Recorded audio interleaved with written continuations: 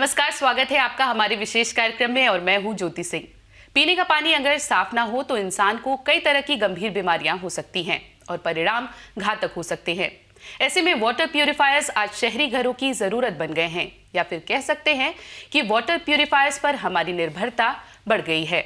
बाजार में अलग अलग दामों पर आरओ, यूवी, यूएफ जैसे अनेक वाटर प्यूरिफायर्स मौजूद हैं जो एक दूसरे से बेहतर होने का दावा करते हैं। लेकिन रोजाना इस्तेमाल होने वाले प्यूरिफायर्स क्या सचमुच हमें स्वस्थ रखते हैं? आइए देखते हैं ये report.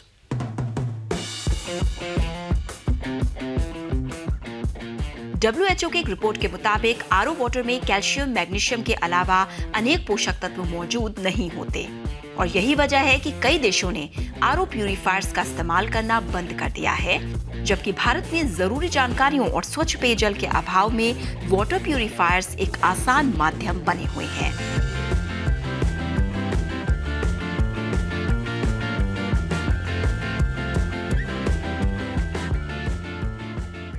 The larger issue is that our society by and large does not believe that the tap water is clean. Our systems that we have created, water purification methodologies, the service systems, the pipelines that we have created, they are not trustworthy for people. Bureau of Indian standards ने drinking water और packaged drinking water के मानकों के लिए नियम तय किए हैं, जिसके अनुसार पानी में टीडीएस की मात्रा 0 से 500 ppm यानी पार्ट्स प्रति मिलियन होनी चाहिए। साथ ही पीएच लेवल 6.5 से 7.5 के बीच होना चाहिए। इससे ज्यादा होने पर नुकसानदेह है। BIS के मुताबिक पानी में कुल 82 तरह की अशुद्धियों की जांच होनी चाहिए, जबकि WHO के मुताबिक पानी में 300 से 400 तरह के केमिकल्स अशुद्धियों के रूप में मौजूद हो सकते हैं। लेकिन जरूरी है कि इन अशुद्धियों को दूर करने से पहले पानी की गुणवत्ता की जांच और फिर सही तकनीक का चयन किया जाए। Common man has to learn to conserve water. Water is precious. And any measure, any technology that one is looking at should ask the question how water efficient it is. So this is a very important aspect that has come. Secondly, be careful about your water. I mean, what is wrong in boiling? As a professor now, I use IIT water and I boil it and I use it. And there is nothing wrong. Most of the cases in most of the public utilities are supplying reasonable quality water. तो अभी हमने कई अहम जानकारियों के बारे में जाना, आइए अब इसी पर चर्चा करते हैं। चर्चा के लिए हमारे साथ स्टूडियो में मौजूद हैं department of material science and engineering, IIT Delhi में असिस्टेंट प्रोफेसर डॉक्टर विजय पी त्रिपाठी। डॉक्टर त्रिपाठी, आपका बहुत बहुत स्वागत है हमारे कार्यक्रम में। डॉक्टर त्रिपाठी, सबसे पहला सवाल आपसे ये लेना चाहूंगी कि अभी हमारी निर्भरता वाटर प्यूरिफायर्स पे इतनी क्यों बढ़ गई है? मतलब कुछ समय पहले की बात करें तो इतनी निर्भरता नहीं थी, बट अभी इसका चलन बहुत बढ़ गया है। इसकी वजह क्या है सर? देखिए, हमारे आसपास पीने योग्य पानी की उपलब्धता बहुत कम है जी, और ऐसा माना जाता है कि कुल पानी जो उपलब्ध है धरती पर, उसमें से लगभग 1% पानी हम पीने के तौर पे यूज कर सकते हैं। जो वो 1% पानी है, उस पानी में भी आजकल बहुत सारे कंटामिनेशन मिलते जा रहे हैं बिकॉज ऑफ इंडस्ट्रियल ग्रोथ और पॉल्यूशन। बहुत तरह के नए नए पॉल्यूटेंट्स हम यूज कर रहे हैं जो डायरेक्टली पानी में जा रहे हैं। और जब हम बात करते हैं विकासशील और पिछड़े हुए देशों में, तो यह कंडीशन और भी ज़्यादा भयावह है। और पहले ऐसा था कि लोगों को इसके बारे में ज़्यादा जानकारी थी नहीं, और जैसे जैसे इसकी जागरूकता बढ़ रही है लोगों के अंदर, तो सबकी सोच ये है कि हम साफ पानी पिएं, जिससे कि उससे होने वाली बीमारियों से बच सकें। डॉक्टर त्रिपाठी, क्या हम ये कह सकते हैं कि पहले प्रदूषण का स्तर इतना ज़्यादा नहीं था? जी, ये सही बात है। पहले प्रदूषण का स्तर इतना ज़्यादा नहीं था, और जैसे जैसे औद्योगिक विकास हो रहा है और पानी में डायरेक्ट डिस्चार्ज हो रही हैं चीज़ें, और उसके साथ साथ बहुत सारे नए प्रदूषण भी आ रहे हैं, जो पेस्टिसाइड हो गए, हार्मफुल हजार्डस केमिकल्स हो गए, भूमिगत जल में भी जा रहे हैं ये सारी चीज़ें, और वो वापस से हमारे शरीर में आ रहे हैं। और जब ये हमारे शरीर में आते हैं तो ये हमें हानिकारक तो ये है ही। तो इसके कारण हमारे जो शरीर के अंग हैं, जैसे त्वचा हो गई, दांत हो गए, लीवर हो गया, किडनी हो गया, इसमें प्रभावित करते हैं। तो पहले ऐसा था कि लोगों को इसके बारे में जानकारी कम थी, नहीं थी। और अब जानकारी बढ़ रही है और लोगों के पास अब वाटर प्योरीफायर खरीदने की क्षमता भी है और ये मार्केट में अवेलेबल भी हैं डिफरेंट प्राइस रेंज में। तो अब लोगों को लगता है कि साफ पानी पिया जाए और बीमारियों से बचा जाए। तो पहले जो हम पारंपरिक तरीके इस्तेमाल करते थे सर, मटके का पानी और ये सारी चीजें, तो क्या अब वो चीजें अब नहीं रह गई हैं या हम ज्यादा भरोसा करते हैं नई तकनीकों पर? साइंटिफिक तकनीकों पर भरोसा करना अच्छी बात है, और भरोसा थोड़ा कम हुआ है। उसका कारण ये है कि हमें दिखता भी है कि पानी अब पहले जैसा साफ नहीं है। और शहरी क्षेत्रों में तो एकदम नहीं है। ग्रामीण क्षेत्रों में अभी भी पानी के स्रोत कंपैरेटिवली ज़्यादा साफ हैं शहरी क्षेत्रों से। डॉक्टर त्रिपाठी, अगर अशुद्धियों की बात करें तो पानी में किस तरह की अशुद्धियाँ पाई जाती हैं? देखिए, पानी में अशुद्धियाँ जगह और जियोग्राफिकल लोकेशन के हिसाब से बदलती रहती हैं। तो अगर आप मैदानी क्षेत्रों में जाएंगे तो वहाँ पे अशुद्धियाँ दूसरे तरह की होती हैं। कोस्टल एरियाज में जाइए तो वहाँ अशुद्धियाँ दूसरी होती हैं। अगर इंडस्ट्रियल ग्रोथ वाली जगहों पे अगर आप जाएंगे तो वहाँ पे अशुद्धियाँ दूसरे प्रकार की होती हैं। सर, अगर हम बात करें पानी की, तो कौन से ज़रूरी तत्व हैं जो पानी में ज़रूरी हैं, जो हम पीते हैं पानी? ये एक वैज्ञानिक सवाल है कि मतलब हमें पता नहीं होता एग्जैक्टली। हम पानी पी तो रहे हैं लेकिन हमें पता नहीं होता कि पानी में क्या महत्वपूर्ण तत्व है जो हमें पता होने चाहिए। तो एक क्या होना चाहिए सर तत्व? देखिए, पानी अपने आप में अगर आप एकदम साफ पानी पीजिए तो वो बहुत ज़्यादा काम का नहीं है। वो केवल आपकी प्यास बुझा सकती है। तो जो पीने का पानी है, जिसको पोर्टेबल वाटर कहते हैं, उसमें ज़रूरी ये है कि कुछ जो आवश्यक तत्व हैं वो मिले रहें।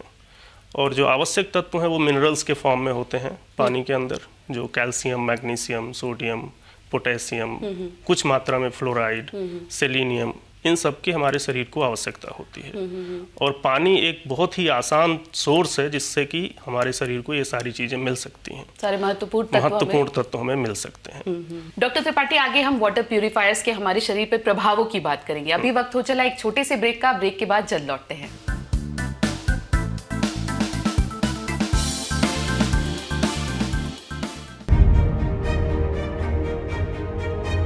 इंडिया साइंस एक इंटरनेट आधारित विज्ञान वेब चैनल है। ये चैनल भारत सरकार के विज्ञान और प्रौद्योगिकी विभाग द्वारा शुरू किया गया है, जिसका कार्यान्वयन और प्रबंधन विज्ञान प्रसार कर रहा है। इंडिया साइंस www.indiascience.in URL पर उपलब्ध है। इस द्विभाषीय चैनल की विषय वस्तु हिंदी और अंग्रेजी में उपलब्ध है। इस चैनल को इंटरनेट की सुविधा वाले किसी भी उपकरण पर देखा जा सकता है। ये वीडियो प्लेटफॉर्म विज्ञान और प्रौद्योगिकी के ज्ञान के प्रसार हेतु समर्पित है। विशेषकर भारतीय दृष्टिकोण, लोकाचार और सांस्कृतिक संदर्भ में वैज्ञानिक जागरूकता फैलाने के लिए दृढ़ प्रतिबद्ध है। ये पहल विज्ञान और प्रौद्योगिकी विभाग द्वारा समर्थित है। इंडिया साइंस मोबाइल ऐप्स को गूगल प्ले स्टोर और एप्पल स्टोर से डाउनलोड किया जा सकता है।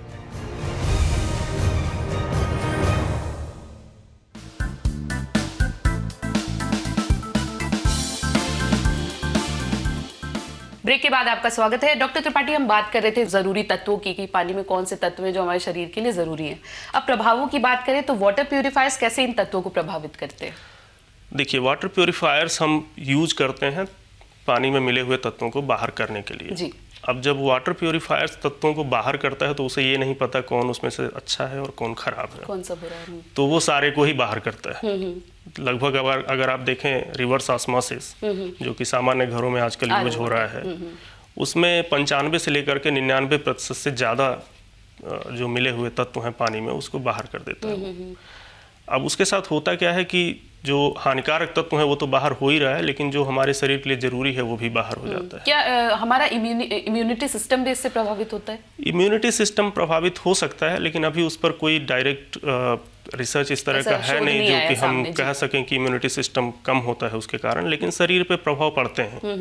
जैसे कुछ शोध हैं जो ये बताते हैं, WHO की रिपोर्ट बताती है कि कार्डियक प्रॉब्लम्स एसोसिएटेड हैं जो मिनरल्स हैं उनके कम होने से।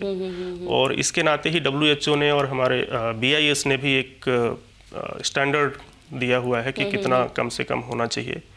तो जो ज़रूरी तत्व हैं पानी में वो करीब 70 से लेकर के 80 ppm कैल्शियम, 20 से 30 ppm मैग्नीशियम और इस तरह के अन्य जो फ्लोराइड भी कुछ मात्रा में होनी चाहिए, नहीं तो दांतें खराब होने लगती हैं। तो अब जब आरओ से हम पानी फिल्टर करते हैं तो ये सारे ही निकल जाते हैं, तो उनका शरीर पर प्रभाव तो पड़ेगा उल्टा, क्योंकि जरूरी तत्व निकल रहे हैं, जरूरी तत्व निकल रहे हैं। अब आजकल एक नई तकनीक आ रही है कि इसमें थोड़ा सा बाहर से बैलेंस्ड सोल्यूशन इसमें मिलाया जा रहा है। अलग तो अगर आप देखिए जो मार्केट में काफी महंगे ब्रांड के पानी हैं, उसमें कहा जाता है कि ये मिनरलाइज्ड वाटर है, अलग से मिनरल डाला वाटर। गया है। हाँ, सो डीमिनरलाइजेशन हम करते हैं आरओ से, और जब उसमें हम फिर से मिनरल मिला देते हैं तो कहते हैं कि ये मिनरल वाटर हो गया। एक सवाल ये भी है डॉक्टर त्रिपाठी, बाजार में एक कंपटीशन है वाटर प्यूरिफिकेशन को लेकर, तो लोगों में क्या इसको एक डर बैठाया गया कि नहीं आप यूज करिए वरना आपको ये बीमारी होगी, तो क्या बाजार में इसका कंपटीशन है बहुत ज्यादा? जी हाँ, कंपटीशन है, और कंपटीशन को लेकर के लोगों के अंदर एक भ्रांतियां भी मौजूद हो गई हैं अब। और जैसे ही कोई पानी पीने के लिए सोचता है तो सोचता है कि ये वाटर फिल्टर किया हुआ है या नहीं है। लेकिन हमें ये देखना चाहिए कि क्या वास्तव में वाटर फिल्टर करने की आवश्यकता है। जो स्टैंडर्ड हैं WHO की या BIS की जो स्टैंडर्ड हैं, उसमें यह है कि अगर हमारे पानी में 500 ppm से कम अशुद्धियां हैं, अशुद्धियां मतलब मिनरल्स हैं, अगर उसके साथ कोई और ज़्यादा हजार्डस केमिकल्स उसमें नहीं मिले हैं, तो हम 500 ppm तक के पानी को पी सकते हैं। वो पोर्टेबल वाटर की कैटेगरी में आता है। एक महत्वपूर्ण शब्द है सर TDS, जो पानी की शुद्धता से जुड़ा हुआ है। इसके बारे में लोगों को जानकारी नहीं होती है और वो वाटर प्यूरिफायर अपने घर में लगा लेते हैं, तो इसकी क्या मतलब उनको कैसे बताया जाए कि ये जानना बहुत जरूरी है? TDS के बारे में थोड़ा बताइए सर। देखिए, TDS एक तरह से पैमाना है, और इसका फुल फॉर्म है टोटल डिजॉल्व्ड सॉलिड। मतलब ये हमें बताता है कि जो पानी है उसमें टोटल कितना घुले हुए पदार्थ उसमें उपस्थित हैं। कुछ अघुलित पदार्थ भी हो सकते हैं, लेकिन जो TDS है वो हमें यही बताता है कि जो हम पानी पीने जा रहे हैं उसमें कितनी मात्रा में कार्बनिक अकार्बनिक पदार्थ घुले हुए हैं। और जो सामान्यतया, जैसे अभी मैं बात कर रहा था कि 500 ppm TDS का पानी जो है टोटल डिजॉल्व सॉलिड, अगर 500 ppm या 500 मिलीग्राम प्रति लीटर से कम का है तो उस पानी को हम पी सकते हैं। लेकिन जब हम इसी पानी को आरओ से फिल्टर कर देते हैं तो यह घट करके 30 से 50 ppm या 75 ppm पे आ जाता है, और उसमें जो जरूरी तत्व हैं वो कम हो जाते हैं। हजार्डस केमिकल्स तो निकलते ही, पर जरूरी तत्व भी कम हो जाते हैं। आम लोगों को ये कैसे जानना होगा कि TDS के बारे में पता करें, उन तक ये जानकारी कैसे पहुंचे? जी, TDS अभी आजकल बहुत ज़्यादा महंगा नहीं, सस्ते TDS मीटर बाजार में उपलब्ध हैं। और आरओ खरीदने के पहले लोगों को करना ये चाहिए कि जो आरओ बेचने वाला है उससे कहें कि वो आपके घर पे विजिट करे और आपका जो पानी है उस पानी का वो TDS मीटर लेकर के चेक करे। और अगर वो TDS उस पानी का पीने के पानी के योग्य है तो उसके हिसाब से वो डिसाइड करें कि हमें किस तरह का आरओ चाहिए और फिल्टर करना जरूरी भी है या नहीं है। कोई नई तकनीकें हैं सर जिन पर कार्य किया जा रहा है? अगर IIT दिल्ली की ही बात करें तो ऐसे कोई नई टेक्निक जिस पर काम किया जा रहा हो? जी, देखिए, रिवर्स ऑस्मोसिस क्या है, अभी एक तरह से एस्टैब्लिश टेक्नोलॉजी हो गई है, लेकिन अभी भी इसमें बहुत सारी कमियां हैं। एक तो कमी ये है कि ये बहुत सारा पानी बाहर कर देता है। अगर हम 1 लीटर पानी अगर 1 लीटर पानी अगर हम पीने के लिए बना रहे हैं उससे तो करीब 3 से 4 लीटर पानी हम वेस्ट कर देते हैं। तो एक बहुत बड़ा ड्रॉबैक है। दूसरा ये है कि हर जगह रिवर्स ऑस्मोसिस की आवश्यकता नहीं है, तो उसको लेकर के विभिन्न प्रकार के काम अलग अलग लेबोरेटरीज में, IITs में हो रहे हैं। और उसमें है जैसे इलेक्ट्रोमेम्ब्रेन प्रोसेसेस है। अगर आपके पानी में बहुत ज़्यादा बायोलॉजिकल या कार्बनिक अशुद्धियाँ नहीं हैं, केवल साल्ट हैं, मिनरल्स हैं, और उनको अगर आपको निकालना है तो आप इलेक्ट्रोडायलिसिस से या इलेक्ट्रोमेम्ब्रेन प्रोसेस से निकाल सकते हैं। जैसे हैवी मेटल्स है, आर्सेनिक है, उसके लिए एडजॉर्प्शन पे बहुत ज़्यादा काम हो रहा है कि अगर हम कुछ एडजॉर्बेंट बना लें जो कि ये जो हैवी मेटल आयंस हैं उनको अगर वो एडजॉर्ब कर लें। कैपेसिटिव डीआयोनाइजेशन पे काम हो रहा है। तो नई नई तकनीकें लोग विकसित करने की कोशिश कर रहे हैं और बहुत सारा काम हो रहा है। एक नैनो फिल्ट्रेशन पे काफ़ी काम हो रहा है आजकल, जिसमें कि लो प्रेशर यूज होता है कंपेयर टू रिवर्स ऑस्मोसिस के। और अगर बहुत ज़्यादा अशुद्धियाँ नहीं हैं तो हम नैनो फिल्ट्रेशन का उपयोग कर सकते हैं। डॉक्टर त्रिपाठी, अगर हम किसी ऐसे क्षेत्र में रह रहे हैं, ऐसे एरिया में रह रहे हैं जहाँ पानी शुद्ध है, बहुत ज़्यादा उसको प्यूरिफिकेशन की ज़रूरत नहीं है, तो क्या कुछ आम तरीके भी हैं जिसको लोग इस्तेमाल करके उसको साफ कर सकते हैं? जी, अगर 500 ppm से ज़्यादा का TDS नहीं है और अगर उसमें बायोलॉजिकल कंटामिनेशन है, बायोलॉजिकल कंटामिनेशन लगभग हर जगह होते हैं पानी में, तो सिंपल कैंडल फिल्टर हम यूज़ कर सकते हैं या यूवी फिल्टर यूज़ कर सकते हैं बैक्टीरिया या वायरसेस को किल करने के लिए। ज़रूरी नहीं है कि हम आरओ पर ही जाएं हमेशा। और इसीलिए जैसा मैंने पहले बताया आपको कि पहले ये जानना ज़रूरी है कि जो हम पानी पीने जा रहे हैं या जो पानी हमें मिल रही है उसमें किस तरह की अशुद्धियाँ हैं। और एक बार जब हम ये जान जाएं कि हाँ इसमें ये अशुद्धियाँ हैं, उसके हिसाब से हम डिसाइड करें कि हमें कौन सा फिल्ट्रेशन सिस्टम लगाना जरूरी है। बॉइलिंग से काम चल जाएगा सर? बॉइलिंग से काम चल जाएगा अगर उसमें केवल बैक्टीरिया या वायरसेस हैं। क्योंकि सरकार की तरफ से जो हमें पानी मुहैया होता है, ये कहा जाता है कि वो पानी साफ है, आपको जरूरत नहीं है उसकी करने की।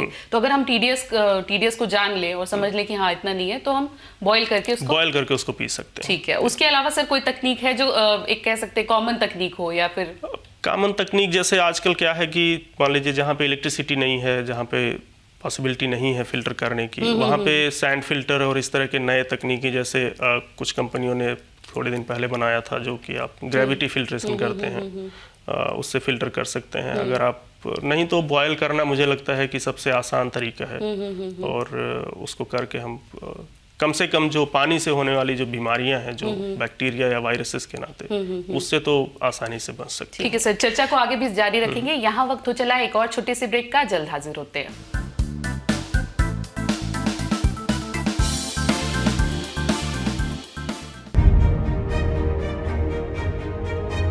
इंडिया साइंस एक इंटरनेट आधारित विज्ञान वेब चैनल है। ये चैनल भारत सरकार के विज्ञान और प्रौद्योगिकी विभाग द्वारा शुरू किया गया है, जिसका कार्यान्वयन और प्रबंधन विज्ञान प्रसार कर रहा है।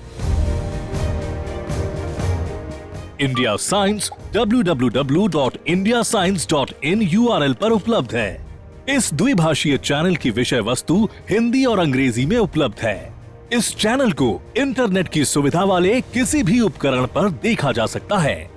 ये वीडियो प्लेटफॉर्म विज्ञान और प्रौद्योगिकी के ज्ञान के प्रसार हेतु समर्पित है। विशेषकर भारतीय दृष्टिकोण, लोकाचार और सांस्कृतिक संदर्भ में वैज्ञानिक जागरूकता फैलाने के लिए दृढ़ प्रतिबद्ध है। ये पहल विज्ञान और प्रौद्योगिकी विभाग द्वारा समर्थित है। इंडिया साइंस मोबाइल ऐप्स को गूगल प्ले स्टोर और एप्पल स्टोर से डाउनलोड किया जा सकता है।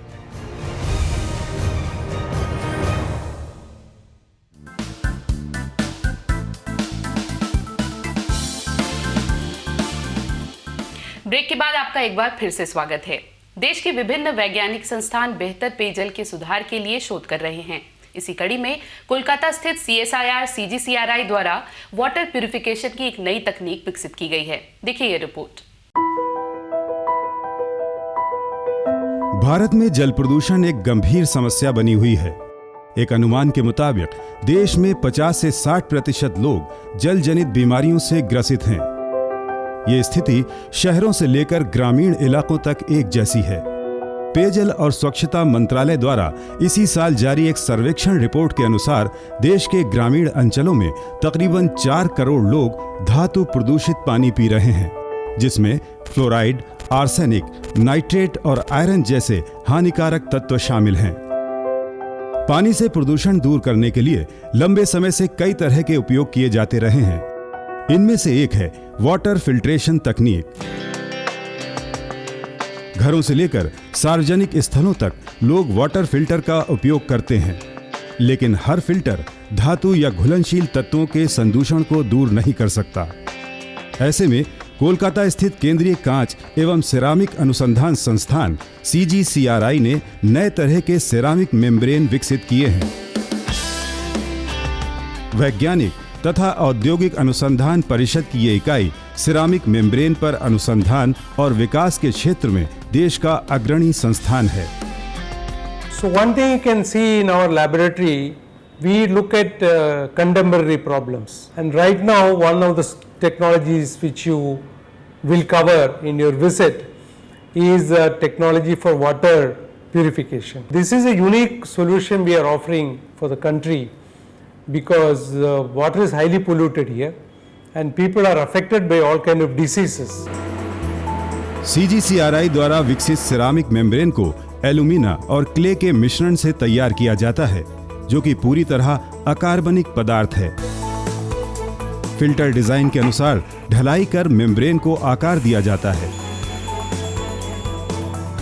इन तैयार मेम्ब्रेन को फिल्टर ढांचे में लगाया जाता है। जब पानी इन मेम्ब्रेन से होकर गुजरता है तो उसमें से अन्य प्रदूषक तत्वों, बैक्टीरिया के साथ साथ आर्सेनिक और आयरन जैसी घुली हुई धातुओं और तत्वों के कण भी अलग हो जाते हैं। Microfiltrations are used for particulate matters removal, which is available in the water in many parts of India, either surface water or groundwater. It may contain iron, it may contain arsenic, it may contain fluoride, such like it may contain some sand particles, it may contain clay materials, it may contain bacteria. So all this can be removed through ceramic microfiltration membranes. CGCRI के वैज्ञानिकों ने ceramic membrane को अन्य membrane की सीमाओं को ध्यान में रखते हुए तैयार किया है। इसकी सोखने की क्षमता अन्य मेम्ब्रेन से तकरीबन 8 गुना ज्यादा है। साथ ही इस तकनीक से पानी का अपव्यय भी कम से कम होता है। फिल्टर होने के बाद बचने वाला पानी दोबारा टैंक में चला जाता है और रिसाइकिल होता जाता है। सेरामिक मेम्ब्रेन्स को जल्दी जल्दी बदलना भी नहीं पड़ता। It is space saving, it is faster, it is durable, means membranes means it can last 10 to 15 years without replacement of the membranes. In filters को सीधा जल स्रोत से जोड़कर दूषित भूजल को स्वच्छ और गुणकारी बनाया जा रहा है। भारत सरकार का विज्ञान एवं प्रौद्योगिकी विभाग वित्तीय सहायता प्रदान कर इस तकनीक के प्रसार में सहयोग कर रहा है, जो कि देश के ऐसे क्षेत्रों के लिए जहां लोग आयरन और आर्सेनिक जैसे तत्वों से दूषित जल पीने को मजबूर हैं, एक वरदान साबित हो रही है। तो हमने देखा कि कैसे इस तकनीक में पानी को पीने योग्य तो बनाया ही जा रहा है, साथ ही बर्बाद होने से भी बचाया जा रहा है। डॉक्टर त्रिपाठी, चर्चा को आगे जारी रखेंगे। हम ये जानना चाहेंगे कि आरओ सिस्टम में अभी और क्या अपडेशन की जरूरत है? देखिए, आरओ जो है वो एक मेम्ब्रेन बेस्ड सिस्टम है और मेम्ब्रेन उसका एक बहुत ही क्रूशियल कंपोनेंट है। तो और उसी के ऊपर डिपेंड करता है कि हमारा जो आरओ सिस्टम है वो कितने दिन तक काम करेगा। सर, इस टेक्निक को थोड़ा सा समझा दीजिए। आरओ सिस्टम की अगर हम बात करें, रिवर्स ऑस्मोसिस से कैसे पानी को साफ किया जाता है? हाँ, तो रिवर्स ऑस्मोसिस ये होता है, ऑस्मोसिस एक जनरल फेनोमेना, नॉर्मल फेनोमेना है, नेचुरल फेनोमेना, और जब उसको हम रिवर्स में अप्लाई करते हैं तो उसको कहते हैं रिवर्स ऑस्मोसिस। ऑस्मोसिस ऑटोमेटिक होता है और रिवर्स ऑस्मोसिस करने के लिए हमें प्रेशर लगाना पड़ता है। जी। तो जो आरओ सिस्टम है उसमें एक मेम्ब्रेन होता है, सेमी परमेबल मेम्ब्रेन। उसमें क्या करते हैं कि एक तरफ से हम पानी को प्रेशराइज करते हैं और पानी वो मेम्ब्रेन को पास कर सकता है, लेकिन जो उसमें तत्व मिले हुए हैं वो नहीं पास कर पाते हैं। तो ये एक बहुत क्रूशियल कंपोनेंट है जी पूरे रिवर्स ऑस्मोसिस सिस्टम का। इसमें पानी भी काफी वेस्ट होता है। वो मेम्ब्रेन बार बार क्लीन होता रहता है और 1 लीटर पानी बनाने के लिए हम, जैसा पहले बताए थे आपको, कि 3 से 4 लीटर तक का पानी हम वेस्ट कर जाते हैं। तो आरओ सिस्टम में अपडेशन की अभी भी बहुत सारी संभावनाएं हैं। अगर हम एक बेहतर मेम्ब्रेन आरओ सिस्टम के लिए बना सकें जिसमें कि कम पानी वेस्ट हो और जिसकी परफॉर्मेंस ज़्यादा हो, लाइफ टाइम ज़्यादा हो। जनरली अगर आप देखें तो आरओ सिस्टम में जो ये मेम्ब्रेन होते हैं ये 1 साल से 1.5 साल के अंदर ख़राब होने लगते हैं। डिपेंड करता है कि आप किस एरिया में उसको यूज कर रहे हैं। तो संभावनाएं काफ़ी हैं अभी उसमें सुधार करने की, और नए नए मेम्ब्रेन आजकल बनाए जा रहे हैं रिवर्स ऑस्मोसिस के लिए और दूसरे अन्य फिल्ट्रेशन सिस्टम्स के लिए। डॉक्टर त्रिपाठी, जैसा आपने कहा कि काफ़ी पानी वेस्ट हो जाता है, तो इस पानी का हम इस्तेमाल कैसे कर सकते हैं? देखिए, ये जो पानी हमें वेस्ट के रूप में मिलता है जो उसकी सैलिनिटी बहुत ज़्यादा होती है, उसका TDS काफ़ी ज़्यादा होता है। तो डिपेंड करता है कि हम इसको कितने सैलिनिटी, कितने TDS वाले पानी से फिल्टर करके हमें ये वेस्ट वाटर मिल रहा है जी। अगर इसकी सैलिनिटी बहुत ज़्यादा होगी तो हम इसको गार्डनिंग के लिए भी नहीं यूज़ कर पाएंगे। अच्छा। अगर आप इसको हाउस होल्ड चीज़ों में यूज़ करना चाहते हैं तो कैल्शियम होने के नाते और भी इसमें घुले हुए इनऑर्गेनिक मटेरियल होने के नाते उसके पैचेज आने शुरू हो जाते हैं। लेकिन अगर कम TDS का है तो आप इसको गार्डनिंग के लिए यूज़ कर सकते हैं या अन्य घरों में दूसरे कामों के लिए यूज़ कर सकते हैं। लेकिन जब आप बड़े स्तर पे इसमें जाते हैं तो इतना पानी हम कहीं और नहीं यूज़ कर पाते। और आजकल जो होता है ये है कि जो हो रहा है उसमें इसी पानी को दोबारा रिसाइकिल करने की कोशिश, बात की है, रिसाइकिल करने की कोशिश। एक आखिरी सवाल सर मैं आपसे ये लेना चाहूंगी, समय थोड़ा सा कम है, कि आम लोगों को किन बातों का ध्यान रखना चाहिए वाटर प्यूरिफिकेशन के सिलेक्शन के समय, लगवाने से पहले किन बातों का ध्यान रखना चाहिए? देखिए, सबसे पहला ध्यान तो ये रखा जाए कि वाटर प्यूरिफिकेशन की जरूरत है या नहीं, पहले तो ये पता करें जी।